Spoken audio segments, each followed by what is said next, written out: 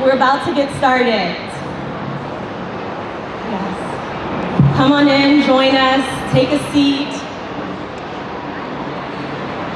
So my name is Nikisha Williams. I'm Managing Director of Collective Impact at the Miami Foundation, and it is a pleasure to serve as your host and MC for the evening. I am excited to be here today with you to celebrate one of our greatest cultural and economic assets, our small businesses. Entrepreneurs and small business owners, including nonprofit organizations, are the backbone of our economy. They employ about half of our workforce, powering Miami-Dade County's economy, yet they often operate in the shadows. Just think of the shoe repair store around the corner from your house, your favorite Cuban restaurant that you visit, or perhaps that fitness studio that you go to a few times a week. Today, we will celebrate and honor them. In fact, I hope you've had a chance to support some of the small businesses that were out on the other side of the building earlier today. So joining us to celebrate small businesses are a few dignitaries who I'd like to acknowledge. Miami-Dade County Mayor Daniela Levine-Cava and City of Opa-locka Mayor John Taylor, thank you for being here with us.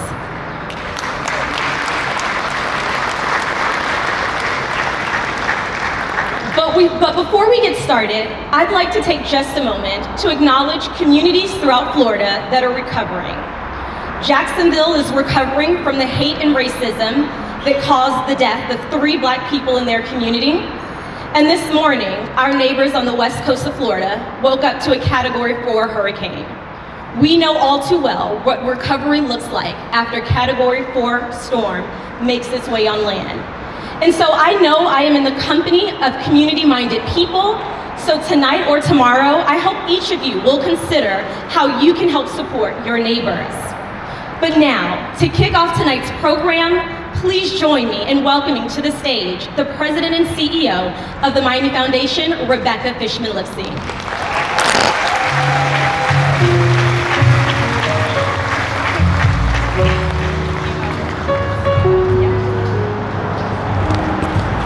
You know, if you think it's hot, imagine if you were here tonight as the sound crew or feeding people as a small business. I just want us to take a moment before we enjoy the program together to recognize the small businesses that are here making this beautiful evening for us. Thank you.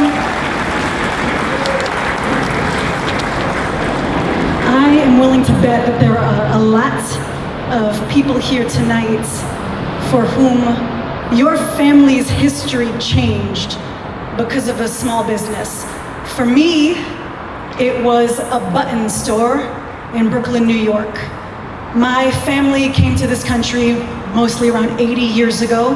They fled here on boats with pretty much nothing. They had to rebuild and were able to survive because of the generosity of strangers. And on my father's side, they had a button and trimming store, floor to ceiling, small buttons and big buttons and lace. This is a photo of me as a child. It was always covered in ribbon. My grandmother, the end of the roll, you can't sell that. So she would bring me the garbage of the button store. And this became, for me, this is how I felt like royalty as a child. I will say, you don't make a killing selling buttons, but that store sent my father to college so that he could become a professional, so that I could lead a foundation. It's not lost on me, the power of a small business in my life. And there's a difference between employment and wealth creation. When you own a business, you're not just employed, you have the chance to employ others and to build wealth that impacts not just you now, but future generations, and to lift up your community at large.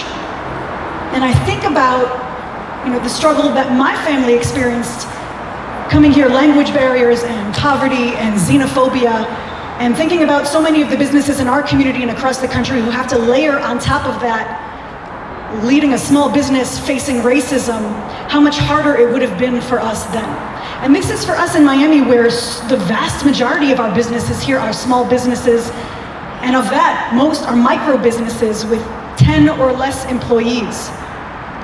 This is the heart of prosperity creation here in Miami, and that's why I'm so moved by the Open for Business program. It's so personal to me and to so many people who are here tonight, that Wells Fargo took all the revenue that they earned from administering PPP loans in this country, all the revenue they earned from that, helping to keep small businesses afloat during a massive crisis, to then give that back to minority-owned small businesses, I think was a bold statement. And we're so proud to be your partner here in Miami administering that. How many weeks can a small business go with the doors shut? You know, when you run a small business, you know, you can't go weeks paying your employees without having customers come in. And often the problem is you don't own your assets. You're renting your office space. You're renting your equipment. You can't buy the large amounts of inventory that would equip you to then handle a bigger deal. You're more vulnerable in that space. And the question that we get to answer in this program for Miami Open for Business is, what if you could? What if you could own your property? What if you could own your technology? What if you could stock up on inventory? Then how much more could you create wealth, not just for yourself and your family, but for our community at large? I think about Pilar Guzman, who she and her husband created Half Moon Empanadas at their kitchen table, and that business lifted them from being on food stamps to now running the highest grossing kiosk, not only in our airport, but multiple airports across the country, and the hundreds of people that they are able to employ. I think about Kevin Michael, who's growing a multi-million-dollar tech services company here in Miami. And for him, he still doesn't have a home base that he can call his own for this company that's not only lifting his own growing family, but that's employing so many others and lifting so much of our economy here in our community. But what if he could? Minority-owned small businesses are not a charitable cause.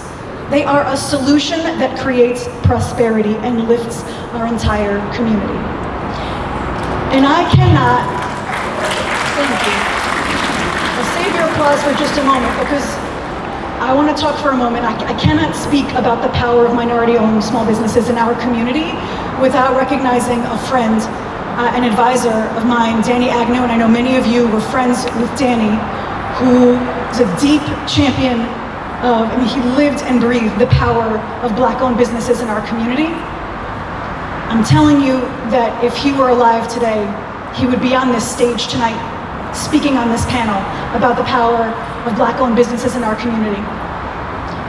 He and his colleagues, and there's many people here tonight who I know are involved in the Roots Collective. If you're here with Roots Collective, will you just give a wave? I know we have one of the matriarchs, mother of Isaiah Thomas is here.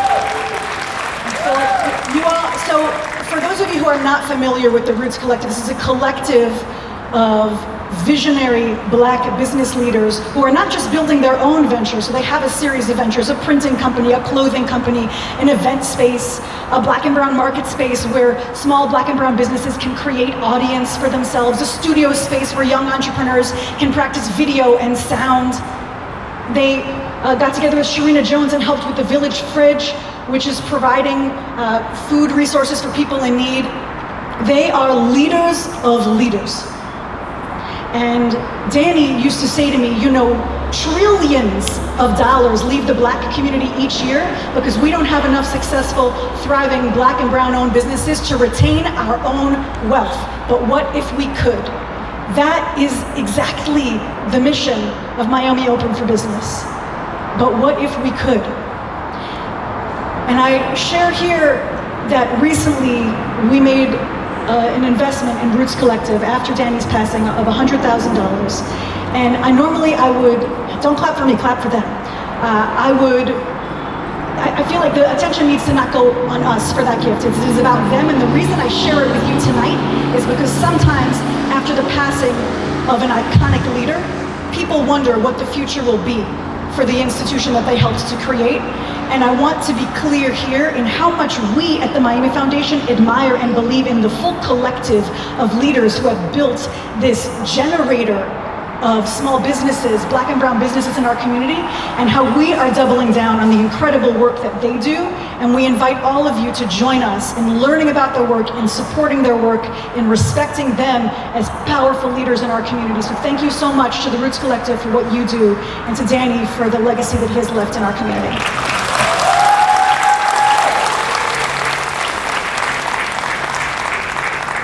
I know that I am where I am today because of the small business owners in my family's history. And it is such an honor for me to stand here tonight and celebrate the first $6 million that we've been able to invest because of Miami Open for Business, and the first 300 small businesses that we've been able to partner with in the prosperity creation for our community. You are the future of Miami. You are elevating the entirety of Miami, and it is an honor for us to partner with you. Thank you.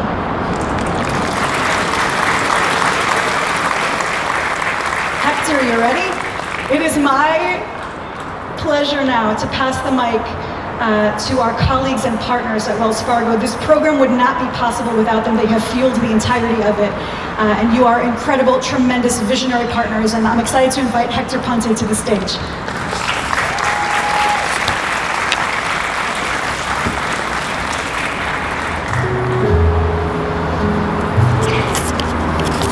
Thank you, Rebecca, and good evening, everyone. As Rebecca mentioned, I'm Hector Ponte.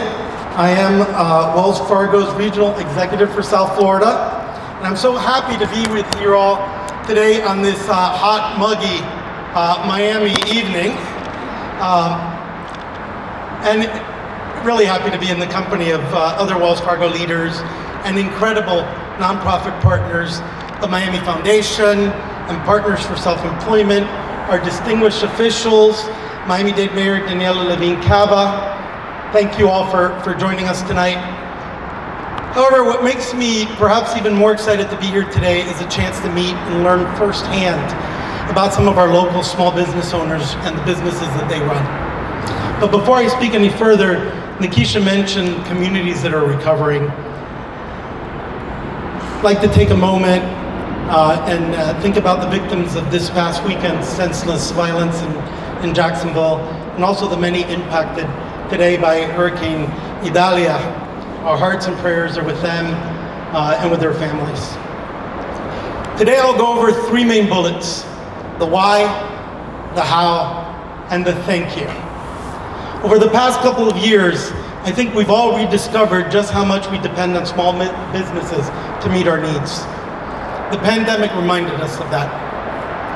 Small business are also a representation of our cultures, our people, our communities, and what makes Miami so vibrant.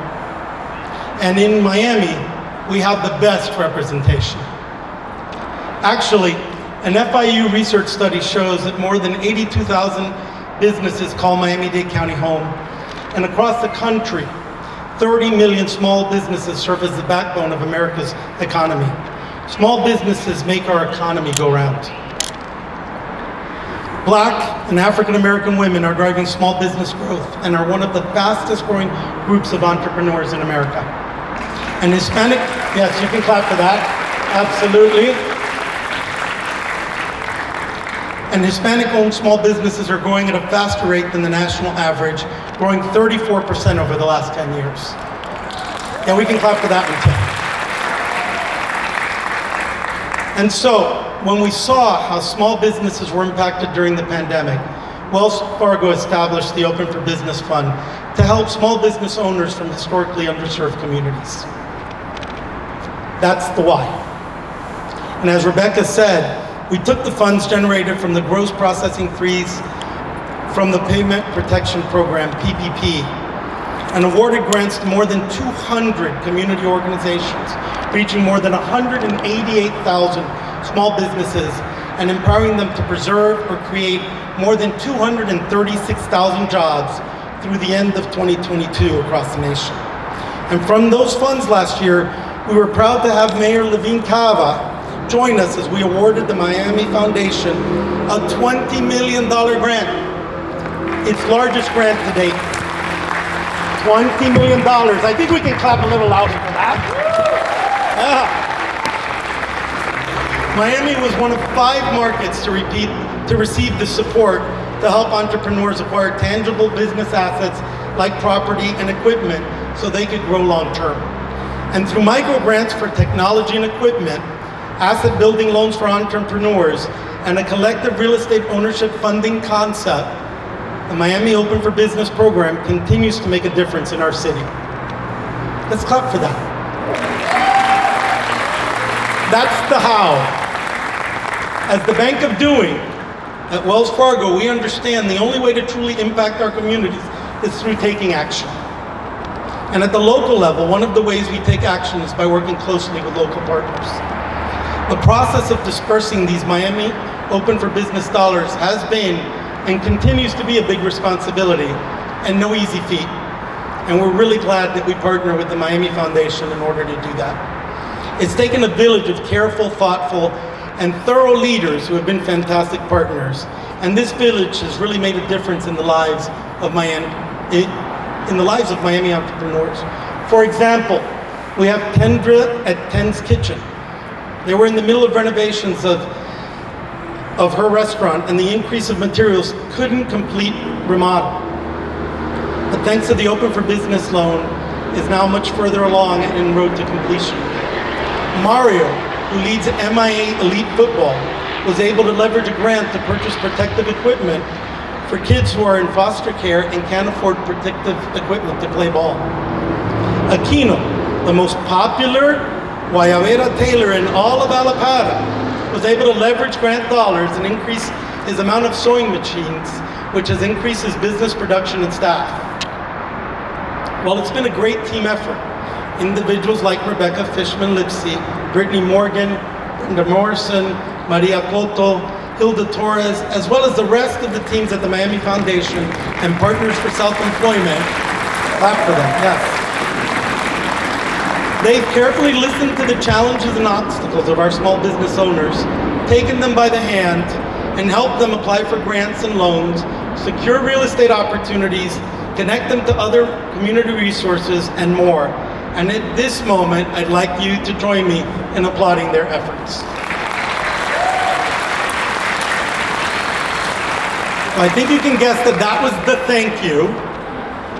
Today, at the 1.5 year mark since the announcement of our contribution, and during Black Business Month, I can't think of a better way to celebrate the Miami Open for Business program, the many businesses it has helped, and usher in the excitement of what lies ahead.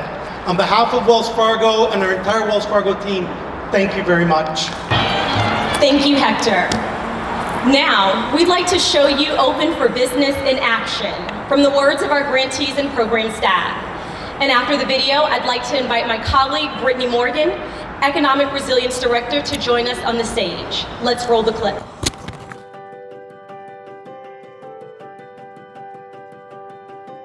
Miami's real estate market, as everyone knows, has been incredibly challenging over the last couple years. We know that people are not able to afford their rent anymore, but that same problem is also happening on the commercial side. Your favorite barbershop, restaurant, they're facing cost pressures that are very challenging to meet with no increase in revenue. What we're doing through CREO is helping them get into a stable mortgage, which is basically a form of rent stabilization, and then they also benefit as the property accrues in value over time versus leasing for 5 years, 10 years in perpetuity with nothing to show for it. In any community, small businesses are the anchor. What most small businesses, I think, struggle with is the real estate component. Is how to establish your brand, how to establish your presence within the community, physically, spatially.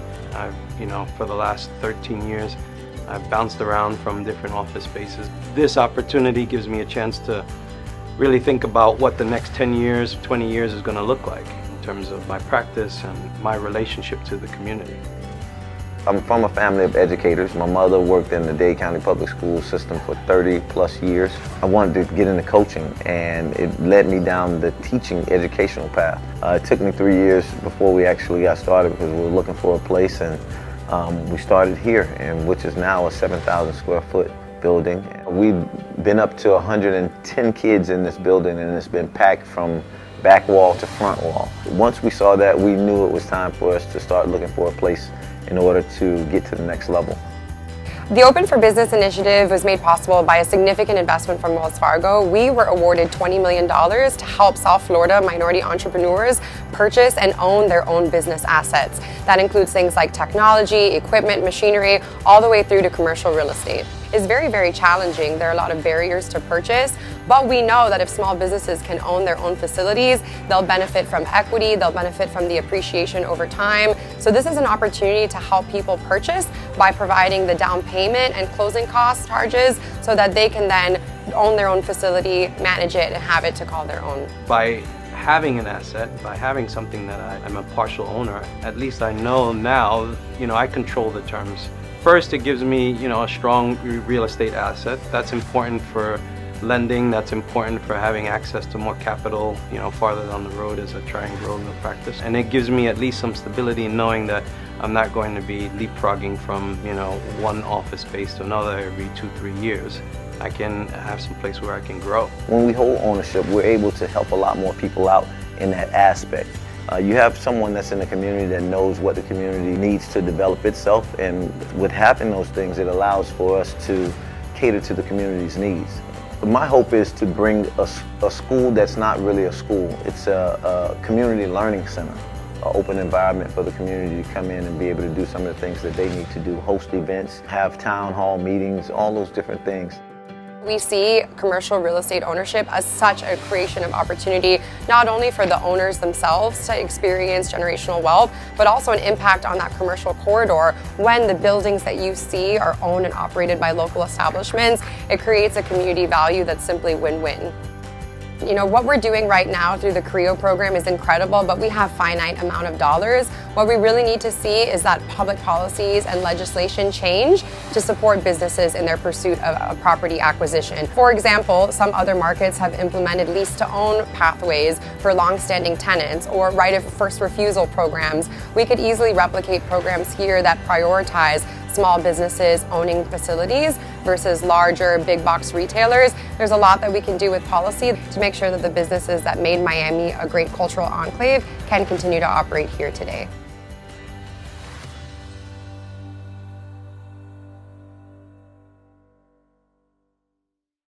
Everybody so much. Let's give it up one more time for our CREO finalists. I want to give a huge note of appreciation. I believe one of our entrepreneurs is in the room, Mario Smith, who closed on his property last week. Let's give it up. Thank you all so much. Thank you all so much. Again, you guys think it's hot out there. Think about it up here. I first just want to give a huge note of appreciation to the people who made this entire investment and this fund possible. This was a dream. This was an idea. How do we put millions of dollars in entrepreneurs' pockets to help them own assets? This initiative would not have been possible without the generous support from Wells Fargo. So I want to give a huge thanks everyone here in Miami, Leo, Gabby, Pat, Hector, and also everybody across the US. We actually have some representatives from the national team here today, Ginny and Jenny Flores and Otis. We appreciate you all so much. Thank you. At this point, many of us in the room have already met. You've seen me on webinars, info sessions, town halls, so please cope with us as you hear from me again. But for those of you who don't know me, my name is Brittany, and I've had the privilege and honor to lead this initiative from scratch. A lot of people know that, but what a lot of people don't realize is that one of the main reasons I moved back to Miami last year is because I unexpectedly lost my abuela in 2018. And I have been wanting to come back. I've been trying to find a way. I missed out on those critical years with her, and I wanted to make sure that didn't happen again. But what's remarkable is that my abuela was a small business owner. Shortly after immigrating from Cuba, she worked at department stores, eventually operated her own successful small business selling clothing off of US 1, and I think that's a big reason why I've been able to be catapulted into the opportunities and the privilege that you see here today. You may have heard this in Hector's remarks, but this Open for Business Fund was announced in February of last year. Between February and today, we have put over $6 million into entrepreneurs' dreams. Thank you. And this program was initially an idea. It was a concept. The directive was clear: help diverse small business owners recovering from the pandemic grow their assets. Sounds easy, right? But the details were not. We were all in a moment of incredible transition here in South Florida. We hear about the changing economic landscape. We hear about the newcomers from Chicago. They still have 305 area codes. It's cool. But we knew that there were a lot of decisions to be had. Who would benefit? Which neighborhoods would we prioritize? Would we even take a gamble on something as big as real estate? And that's when we realized in order for us to make a program, the Miami Foundation, new kid on the small business block, what we needed to do was take a moment to sit with and listen to all the stakeholders in the room with rich expertise about how to serve our entrepreneurs. To do so, to get it right at the heart of who our small businesses are. You know who we're talking about? Your favorite tailor, your favorite dessert spot, or maybe even your tax guy. It's Miami, you better have one. And creating this program would not have been possible without the deep expertise from these advisors. So at this time, I would like to please give recognition to our stakeholder advisory group members. Every single one of you have been so critical to this initiative. Please stand at this moment and raise your hand if you're a member of our stakeholder advisory group. Thank you. Thank you. You all have been so incredible, not only giving us advice and the directive for this program, but also with outreach and referrals. We would not be able to do this work without you. As mentioned, we have poured over $6 million into entrepreneurs' dreams, but we've not done this single-handedly. I would not be here if it were not for the deep support from the Miami Foundation team, including Brenda Morrison, my right hand and superhero, as well as the finance and grants administration team at the Miami Foundation. You all keep us honest, I promise. And then last but not least, our CDFI, community-based lender, Partners for Self-Employment, Maria Cotto and Hilda Torres, who work countless nights and weekends to close grants and to close loans and to put those dollars out. We also want to acknowledge the technical assistance community. Technical assistance is a really fancy way of saying business support. We have 10 organizations that jumped into service just 4 months ago, and since that inception point have delivered over 4,000 hours of application assistance, business advice, and support. If you represent one of our technical assistance organizations, please stand.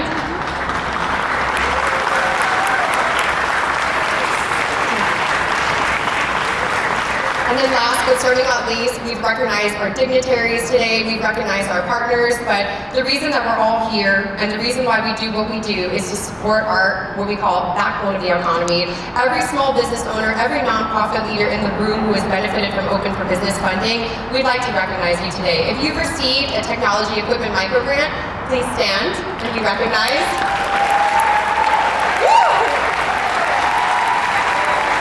Stay standing. If your organization has borrowed an ABLE loan, an asset building loan, please rise. And last, but certainly not least, if you are a member of a collective real estate collaborative getting ready to purchase your own facility, please rise. Incredible. It's so incredible to see half the room on their feet. This is just the beginning. We're 6 million down, many more to go. I'm so appreciative of everyone for not only the work you do, but also the contributions to this initiative. Now, you've heard a lot from us, but it's time to turn the microphone over to some of the most incredible minds in economic development. We've been talking a lot today about the pressures facing small businesses, our changing economic landscape, how we make it so that your ventanita doesn't turn into a Starbucks one day.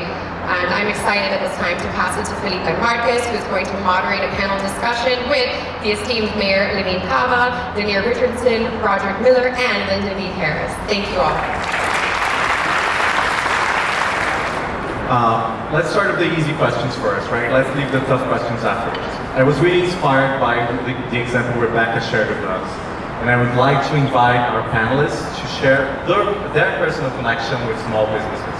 I mean, please do not say again that's the backbone of our economies. We get it. I think someone's going to throw a glass if they hear that word again. Let's do it personal. Let's do it let's be inspired by Rebecca. Like, share your personal connection with small businesses. Mayor Cava, may I turn to you first? Sure. Wow, what a great gathering. What an amazing program. More than a program. And I was there at the kickoff, and I was there on some of those critical calls to make sure that we got this here in Miami-Dade County with the leadership of the Miami Foundation. So thank you, Wells Fargo. Thank you, everyone. This is awesome. So actually, you might not know, but I am a serial entrepreneur. I I didn't know that. Yeah, I'm telling you, a social entrepreneur. So many organizations that I started, just a couple, Catalyst Miami, Voices for Children. Yeah, I did, and guess what? Nonprofits are businesses too, and I'm so happy, yes. You know, we gotta bring in the revenue streams, we gotta pay the bills, we gotta deal with the employees.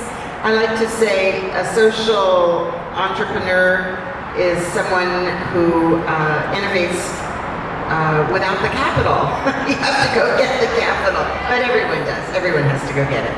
So also, not only did I start various organizations, but the catalyst was all about helping others to grow. So it was a kind of a multiplier and capacity building. Very proud of all the babies that we helped to launch and all the other coalitions and things that exist in bringing people together. And then I also started as commissioner the first incubator in South Dade, Accelerate South Dade, in my commission office.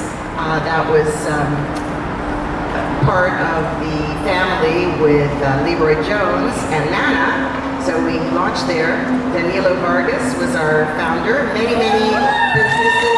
Yes, he always gets a big shout out. And listen, Friday morning is the huddle. Don't miss out. Okay. So I thought he did such a great job, and the results were so wonderful that as mayor, I brought that into my office. We created Strive 305. We've helped over 5,000 businesses, and so on. But I'll just mention one other thing. Well, a couple of things. As commissioner, we did something called the Prosperity Initiative Study in partnership with City, and we had developed 3 major wealth building strategies. Small business incubators, like children's savings accounts, which by the way are now called Future Bound. In every single school, public school in Miami-Dade County, these savings accounts are available for our children starting in kindergarten and thereon up, for them to be able to set money aside for their future dreams. And then the third strategy is employee-owned businesses, cooperatives, right? I think you've got some of those in the room, certainly on the real estate side. And P.S., that's something that people can do regardless of their immigration status. They can own businesses, just saying. So Strive 305, Biz Up grants, $2 million over 2 years. Hackoff Scale Up 305 with the Haitian American Chamber of Commerce, partnership with MD, Miami-Dade Economic Advocacy Trust, that has doubled their fund allocation. I did, and my administration doubled their fund allocation. And of course, funding the Black-Owned Business Month. We're now in year 2 with county support. So, and then, I know I'm going on, but as far as what I like to do to shop, it's all small businesses. Whether it's my clothes or my books or whatever, that's where I get my thrills. Okay, now we want names. Of stores? What's your favorite small business in Miami? Not your favorite, one of your favorites, One of right? my Let's not start a war. It's definitely Books and Books. So Books and Books is really amazing. It's one of the most successful small businesses in the country. Amazing. But, I go shopping in the little stores on the streets. I like handcrafted things. And later I'm going to tell you about a young lady who does jewelry, who does a great job and is one of our Strive 305 and Biz Up grantees. Awesome, Mayor Helen, thank you so much. I'm Lydia Richardson. I'm from Chicago, Illinois. I grew up. Well, we promise we won't hold that against you. I grew up. My parents started a business when we were 8 years old. They owned a bar and restaurant. And for the first 4 years, we lived above the bar. The main speaker of the nightclub was right below my bedroom. But every day we talked about business. We talked about hiring employees and promotions. My brother cleaned up the parking lot. When it got crowded, we stocked the beer cooler, and my mother was the waitress, and my dad was a bartender. that small business became the launch pad for my brother and I to go to college, which none of my family had went to college before, in law school and business school. And ultimately became the inspiration for all of us. We now have 3 generations of business owners. So a very personal connection to entrepreneurship, but also a connection to property ownership. And much of the work that I do today that I'm very inspired by is we now own 5 community shopping centers, and we have over 340 Black, local, and small co-owners. And really branding it, you're really branding it as a tool for ownership, a pride of ownership, for community cohesion, really thinking about real estate as a strategy for local wealth creation and entrepreneurship support, and the power to be able to make decisions as owners. So every day I think about entrepreneurship, and every day I'm grateful for my parents who talked about that with their kids when they were 8 and 10 and 12 years old. Final thing I'll say, I wish my dad, who's still alive, was here. My son now, we have an ongoing joke that when we call our father, within the first week, we actually snap a picture, because as soon as we talk to him, we'll say, hey Dad, hey Papa, how you doing? We have captured images of, in less than a minute, he'll pivot to talking about business. Sometimes 46 seconds, sometimes 32 seconds. So our family still talks about business every day. There's power in small business, and there's so much in this room, so many people in this room to get that inspiration from. Thank you, Kira. Good evening, everybody. Good evening, everybody. Good evening. Great to be here. Small business is it's more than just the backbone. Small business is way more than the backbone. What small business is really an opportunity for people to drive their own future. When you think about the idea of America, it's the idea that an honest day's pay should yield an honest day's work should yield an honest day's pay. And really one of the best ways for that to happen is for one to be able to drive their own outcomes through being a small business owner. And my family, my great-grandfather had the corner store, which was the only option in this rural town in South Carolina where I'm from, for people to just buy their basic wares. It was the only place where one could go and get, and when I tell you it didn't have much, but it was more than there was, within a 10, 15-mile radius. So there was, your basic eggs and milk. There were the little freeze pops that were like Kool-Aid that they had in the little styrofoam cup. And there was gas, and then he had a little ledger, because it was with small business that really is about family. So there was never a time when someone was turned away because they didn't have money to buy gas, or they didn't have money to buy milk, or to buy eggs. It was always a scenario where this small business was the community. The people that worked there were family, and that really shaped a lot of the reason why I think I'm involved in economic development today, because what I saw was that my grandfather was pushing so that he could provide for his children, provide for his family, but it was also really the only asset or amenity that community had. And so small businesses continue to be that, and we have to do all that we can to make sure that we support more small businesses, and not only starting up, but also scaling up and also staying around. Thanks.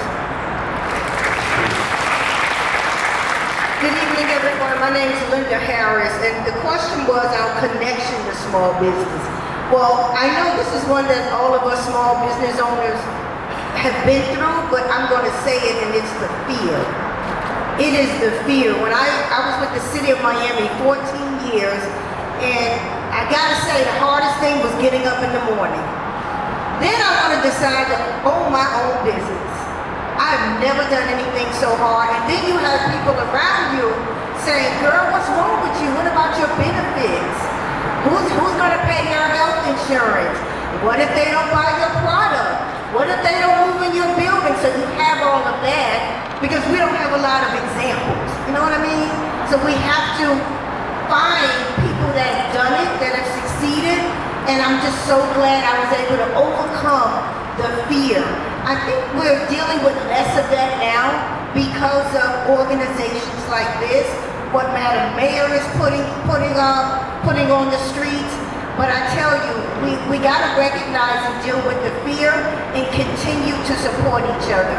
So I have been a small business owner for about 25 years, and it's gotten a little easier, but I wouldn't trade it for the world.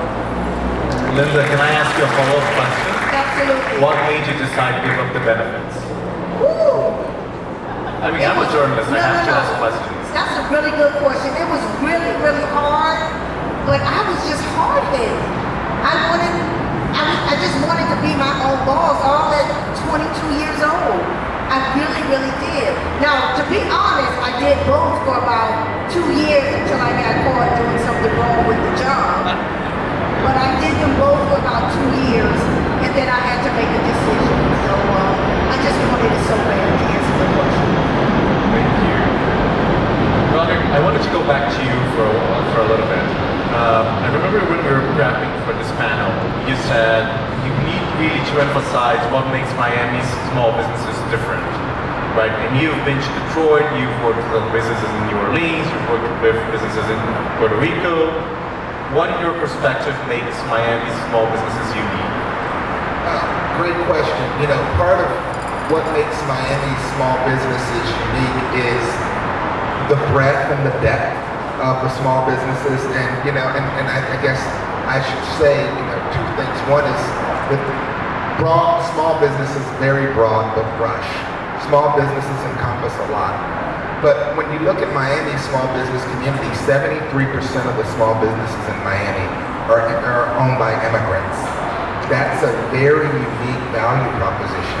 And what's interesting about that value proposition is, you know, and you've got some small businesses that are started out of necessity because they're not enough employment opportunities or access to employment. And then you've got other small businesses where you've got folks like Ms. Linda beside me who are saying, you know what, I can't work for somebody else. I want to scale something, I want to do my own thing.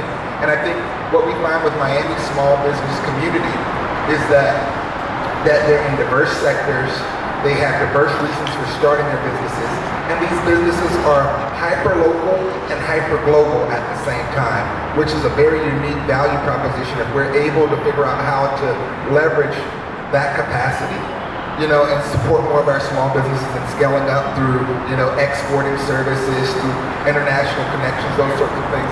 I think we can do a whole lot more. But the other point is, you know, when we look at our neighborhoods, unfortunately, in many cases, small businesses don't seem as,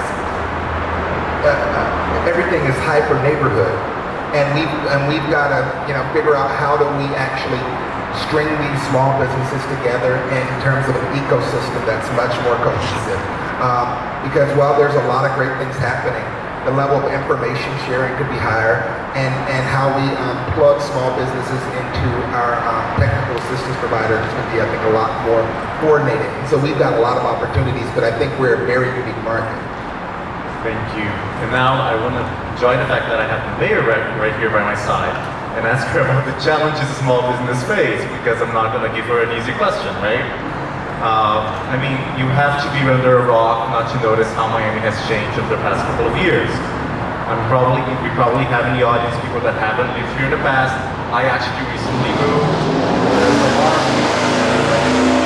There's a lot of changes, a lot of new businesses, but that comes with the flip side. And the flip side is real estate prices have skyrocketed. I mean, Brittany has done a good job showing us the flip side of this, how difficult it is to pay rent, how some businesses are being driven out of the community.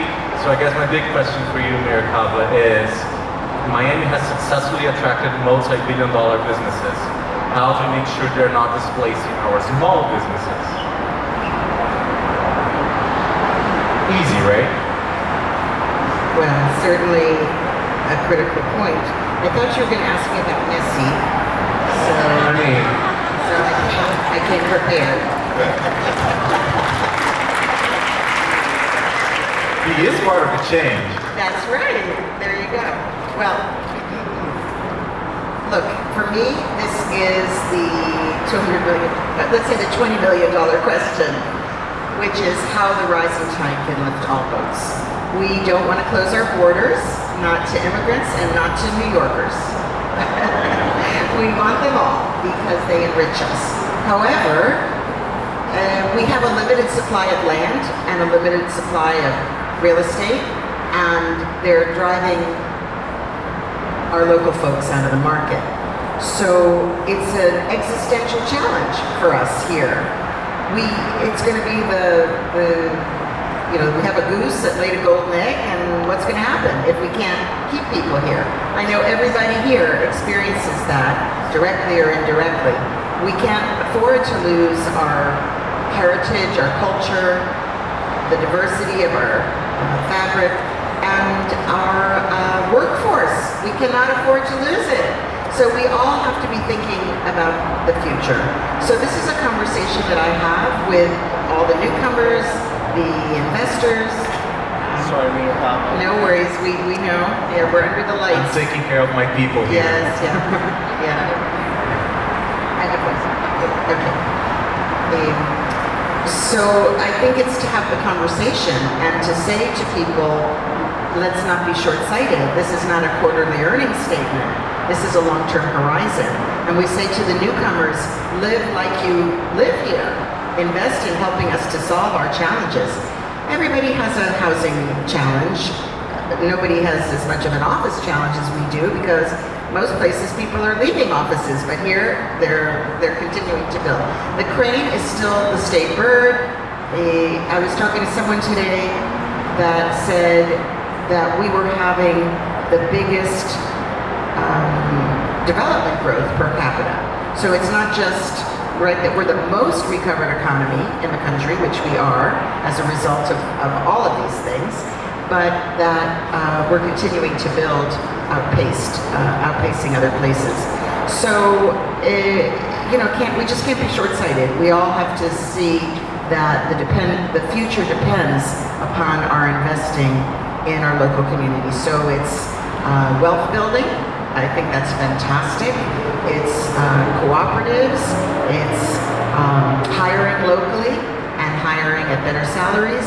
For example, in my administration, we have purpose-based procurement that I lost, which I launched, which is not only about local hiring, local small businesses. So, and we have a whole business alliance, the Anchor Alliance, that was created by the Health Foundation of South Florida in partnership with Miami-Dade and Broward. We have all of the major institutions, the cities, the hospitals, the universities, all committing to that same strategy of local procurement. But it's also about procurement with the environment in mind. So it's not just about losing people, it's about losing our water, or losing our bay, all of the resilience issues. So I think these strategies of investing in the capital, building wealth that's sustainable is brilliant. And I think we just have to continue and get all of these newcomers to be part of the solution. And there's lots of opportunity. We have the Miami-Dade Innovation Authority, one of the new initiatives, and we have Leanne Buchanan here somewhere, who's our CEO of this incredible new venture. And we're trying to solve challenges, and we're going to look at this issue of housing, aren't we, Leanne? Aren't you, Leanne? So that's what we have to do. Thank you. Thank you. I wanted to get a different perspective for the same question. Linda, you're in a way in the opposite spectrum of the problem, right? You're a small business owner yourself, and your specialty is finding the missing middle, right? You build a business out of spotting things that people don't normally see, or things that are overlooked. How do you see that issue we were discussing with the mayor affecting your business currently? So I think for me, the issue affecting a lot, not only mine, but a lot of small businesses is, I'm gonna give you an example. I'll just say a major home builder, we won't say the name, asked for the chamber's support to do a development in in a neighborhood that's being gentrified. I mean, you can't stop it. There's good gentrification, there's bad.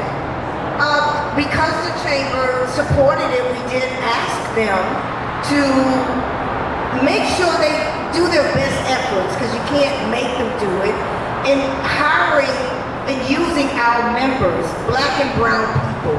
Well, the development gets up 2 years later, and there's none of us on the job site, no painters, no plumbers, no landscapers, no electricians. So we asked for a meeting with them to ask why. And they sort of flipped the script on us and said, well, in order to be part of this big 300, 400 home ownership development, you need to have been able to build 100 houses at a time. Not many of us, not many of our small businesses qualify. And then of course you have the bonding issue. And so we're working with them now. We brought this to their attention. We hope to resolve it, but very often we have to make sure we hold the stakeholders to the buyer. We have to make sure that they do what they say, that the best efforts is not just best efforts, but they really meet these goals. It's very, very important.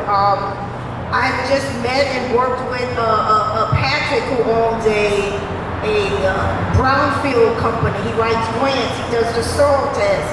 He didn't know about this event. We need to make sure we are advertising, and that people that we're trying to catch, we're advertising to the outlets that they listen to. So I think we really have to do a better job at spreading the word. I know the chamber's doing it. I'm on Strive 305 every Friday, Madam Mayor. So all of these efforts make a huge, huge difference. Now, can I ask you another follow-up? Absolutely. What would you ask the mayor? What kind of policies do you think can help? I would ask her to continue giving us a seat at the table.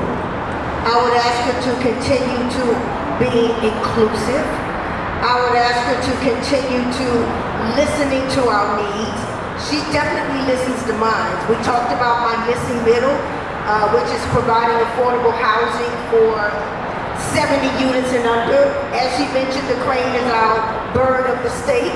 But we house as missing middle folks over 2/3 of housing voucher tenants. She listened. And we asked her, and now some of the money coming out from the county, they have set aside for missing middle. I would ask her to continue that. Thank you. Now, I wanted to zoom in on another thing the mayor said, and I want to address that actually near. So clearly in Miami, we don't have the horrible commercial real estate headlines you have all around the country, right? People are actually fighting for space in the buildings, if you can actually believe that. And I wanted to get the mayor's vision on how important it is to have real estate ownership in small businesses, and how can we make sure, especially in the city where real estate prices have gone up so dramatically, we're not uprooting those businesses. Yeah, one of the best ways to combat gentrification is being an owner. To be at the table, to be able to make the decisions about who gets hired, what lawyers, what professionals, what architects, what property managers, leasing agents, as well as all of the contractors. And as our communities continue to appreciate, I want to see more people of color benefit from that appreciation as opposed to always resisting it. And so, you know, the nature of my work in Chicago, in Baltimore, Minneapolis, St. Paul, has been sort of rolling up my sleeves and working shoulder to shoulder with black entrepreneurs, black economic development officials, you know, foundation executives who've been providing capital. This, you know, I'm here because the Creole program is inspiring, and the fact that Wells Fargo has given them the opportunity to put, you know, up to $500,000 into a project where people of color come together to own property. You know, I want to use every bit of my sort of, you know, law school and business school training, as well as the work we've done in the communities, to help people actually get deals done and actually be owners in these communities that are appreciating value. That's the power, right? There's power in ownership, right? We got a hashtag, we own this. And the we is not just the 2 or 3 or 300 people that own it, but it very quickly becomes inspirational. I went to school with him, that's my grandmother, or my cousin, or my prom date, or that I have some connection to ownership, and that just hasn't been the reality in communities of color. You can go to shopping centers and commercial strips where the community is 95% people of color. Property's not owned. The tenants are, operating there are not people of color, and we can change that. And that's what this programs like Cleo, the inspiring work of the Miami Foundation, that's the opportunity we have. So we got to get in there and do it, right? There's no, they'll talk about it, there's research. I work with, do some work with Brookings on researching this, but now is the time to actually get deals done. And there's some excitement in that. So if there are people out there who've been thinking about, could I work together? Could we own? If there's some assets that you see in your community that you have a new vision for, you got a program and capital and expertise locally and nationally that want to help you do that. And that's what's exciting. Can I ask you for a specific example of a successful program that has applied that logic in reality? So there's elements of what Creo has started happening around the country. There's some guys down in North Carolina, they operated an organization called Partners in Equity, PI. And they do this something similar. The first 20% of down payment to be able to acquire a property comes from large philanthropy. We own a building in Chicago where it's a mixed-use building, 3 commercial spaces, 7 apartments. One of the commercial spaces is a co-working and coffee shop owned by a black entrepreneur, husband and wife team. The other space is a restaurant. 16% of the equity in that building is now owned by one of those entrepreneurs, right? In an area that's rapidly changing. It's right by the stadium, it's right by the convention center. 10 years ago it was quote unquote a classically defined low and moderate income neighborhood. Today it's on the wrong side of the street. It's no longer in the LMI. So getting capital, local CDFI loan, support from the MacArthur Foundation, Chicago Community Trust, again, philanthropic and philanthropically motivated impact investors being intentional about helping local businesses and local people of color have an ownership stake. That's the example in Chicago, the examples in North Carolina. Around the country, it is how do you intentionally structure the deal so that there's ownership.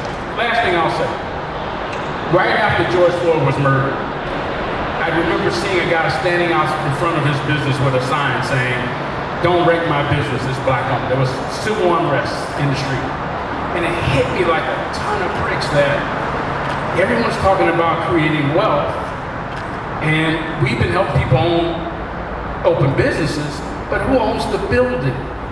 Wealth is created by owning assets that generate revenue, assets that appreciate over time, assets that hopefully have tax advantages, assets that can create opportunities for your kids to inherit and own and re-envision it and redevelop it down the road as the community changes. So if we really are going to close racial wealth gap, really are going to make neighborhoods better, we really are going to make entrepreneurship and entrepreneurs of color, more sustainable, we got to help people own property, period. Thank you. Thank you for such an inspirational story. I just have to chime in because it's such an important point of view to know that it's both a short-term kind of right now activity that has to happen, but there also has to be that long-term view. So when Nir mentioned kind of the fact that 10 years ago this property was the LMI, and now it's not a low moderate income area, and then by 10 years later it isn't. There has to be the vision and the foresight to say, where is it that we're trying to go? So for example, one of the projects we worked on when I was in Detroit was an area called Harmony Park. And what our organization was able to do there was we bought a bunch of properties in a dilapidated area 10 years prior in 2006. And we put tenants in there and we gave them free rent.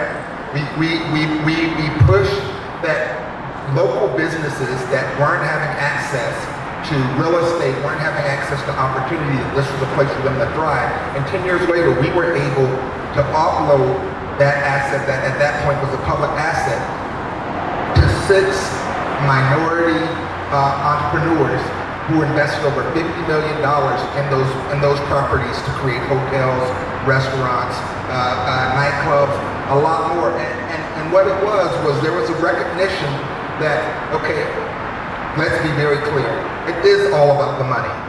And we've got to find ways to ensure that there is access to the capital that companies need to be able to, that entrepreneurs need to be able to buy buildings and buy properties, that there's access to the capital that they need to be able to scale, and that there has to be clarity about what type of capital that's needed to go to where you're trying to drive the economy. So that may be, and so scale up capital is very different than startup capital. And I think, a lot of times there's always this idea, oh, we've got challenges with minority businesses having capital access, and let's say, oh, here's the fund, and let's say everybody can get. No, we've got to be very targeted and say, where is it we're trying to go, and how do we leverage both the public capacity, right? We're fortunate that we have a mayor that's so aggressive about small businesses and about African American business. So how do we actually push on the public side, and then how do we actually hold our private sector leaders to an expectation that they're going to work with our local small businesses, because our local small businesses can provide the same services at the same level with a little bit of support, and that's something that we have to do every day. Especially if we're talking about business leaders that moved here recently, right? And then they're not necessarily as integrated to the community as you'd expect because they've just arrived, right? So how can you make sure that they're interacting with the community that was already here, right? Well, one of the things, for those who know the Beacon Council, it's our mandate to drive jobs and economic growth in Miami-Dade County. This year has been over 5,000 new jobs created in Miami-Dade County. And one of the things that we do very intentionally is when those business leaders come here, we're trying to figure out what are the resources that you need for your business to be successful, and how can we connect you to local companies that have that capacity. That's a very intentional thing. So while we do some small business stuff, I think our big value as it relates to this work is making sure that the new companies that come here are able to plug into our small businesses for services and for the things that they need so they can be successful. I know that we're running out of time, but I wanted to come back to Mayor Cava because she said she would share with us a story about a jewelry maker. And I really want to hear the story, and I also want to give her a moment. She shared with us what she thinks were her biggest victories in terms of small businesses, and some of the programs that she thinks everybody here in the room should know about.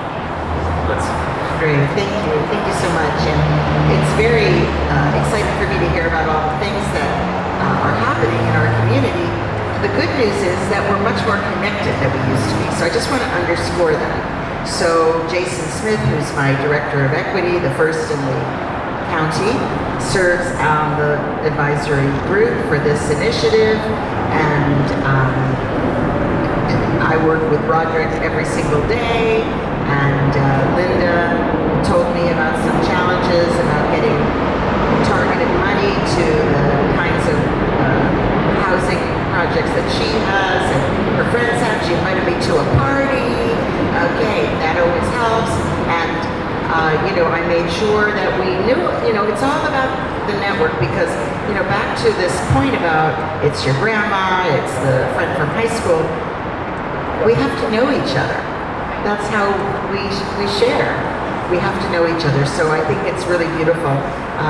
Rebecca Fishman-Lipsy and I and Samiria Hudson of the United Way and Madeline Pumariega, the president of Miami-Dade College, we did kind of say, like, oh, it's a girl thing. Like we really know how to collaborate, just saying. Okay, now, the business is JCNY Jewelers. All right, one of our grantees and one of our groups. So, say, oh no. I'm sorry I left this for the end. No. Okay. Well, so Danilo Vargas, who actually is here today. Danilo, if you would stand up, I haven't seen you before. Yeah. He loves to discover people and then challenge and encourage them to grow. And it is all about the growth, right? Lots and lots of good ideas, but can you make it grow? So he discovered her and her business, and she donated a pair of pearl earrings of her design that I wore for my recent State of the County address, and we featured her in those remarks. And then she invited me, apparently it's taken some time, she noticed that I often wear brooches, like this, right? And she designed one specially for me. I think it was 2 days ago. I went to go see her. It was in a kind of shared business environment right on Flagler. I'm sorry I didn't wear it tonight, beautiful pearl and ruby pin that she designed for me. And this is what she does. It's customized jewelry for special occasions, weddings, etc. And she's a young African-American woman, and she is just killing it. So I was really happy, and she's featured in my social media, I think. If not, she will be. But that was just fun, and I'm just so excited to showcase and lift up great examples like that. Thank you for sharing that beautiful story with us. Okay, so before someone throws me out of the stage, I'd like to wrap this up. And don't leave yet, because we still have announcements, and if I don't talk about it, Brittany's gonna kill me. So I would like to send a big thank you for all of our panelists. Let's give them a nice round of applause. Thank you. Anyone wants to say parting words? Mojito. That's a very good parting word. Air conditioner. Oh, please. Go small businesses. Just you have to pull a cooperative here to actually get a glass of water to you, right? The power of cooperation, like that's the spirit we're imbued the night with. So thank you so much, guys. Don't leave yet, because we still have announcements to make, okay? Thank you. Give it up one more time for our fantastic panelists and representatives. Thank you. So, as we promised you tonight, there is going to be one final announcement coming out of the Open for Business program that not many people know about. You heard in this panel right now, there are countless pressures facing our local businesses right now. They're increasingly finding it challenging to remain rooted in place, to remain competitive against the influx of newcomer businesses.